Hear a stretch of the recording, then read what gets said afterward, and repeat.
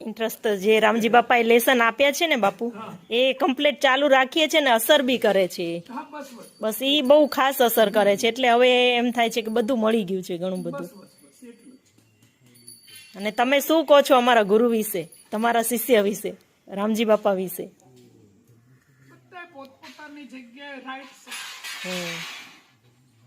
બધું all right જ છે આખા બ્રહ્માંડમાં. કારણ કે બહુ સરસ શીખવાડી રહ્યા છે બધાને, એટલે બહુ સરસ પર્યાપ્ત છે એમ. કચ્છી સમાજ માટે નારાયણ બાપુ થી ઘણું ઊંચું નોલેજ છે, ઘણું ઊંચું. નારાયણ બાપા એ શિષ્યો બનાયા પણ કોઈના હામા કિનારે ન ભોકાડ્યા. રામજી બાપાનામાં એ શક્તિ છે કે હામા કિનારે પહોંચાડી દેશે. અને જે લાઈન છે એ સાયન્ટિફિક છે. બધા બાળકોને સાયન્ટિફિક તૈયાર કરેલા કે રામ ભરોસે કશું ન થાય.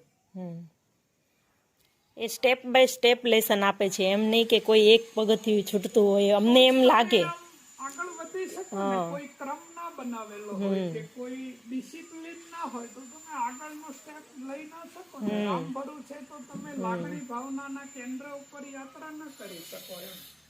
અમે જેટલું અનુભવ્યું એટલું એમ થાય કે કમ્પ્લીટ છે, એમ બધું સ્ટેપ બાય સ્ટેપ છે.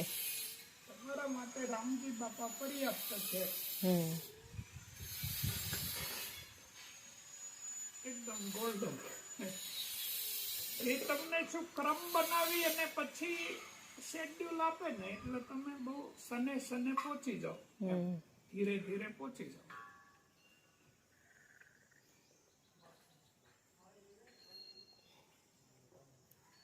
રામજી બાપા તમને જે એજ્યુકેશન આપી રહ્યા છે ને, એ બહુ સ્ટેપ બાય સ્ટેપ છે. જ્યારે અમારું એજ્યુકેશન વિસ્ફોટ છે, એટલે અમારું એજ્યુકેશન એવું છે 555 નો ટેટો નીચે મૂકીને ઉપર બેહાડ્યો હોય અને અમારી મોજ આવી જાય. સાચી વાત છે. 10માં હા, પણ પોકાડી દે. આ દીકરાઓ પોકાડી દે. હિંમત હોવી જોઈએ ખાલી. દશરથ બાપુ વાળું ખતરા વાળું કામ છે. ના ના, એમની ગાડી તો સ્ટેપ બાય સ્ટેપ છે.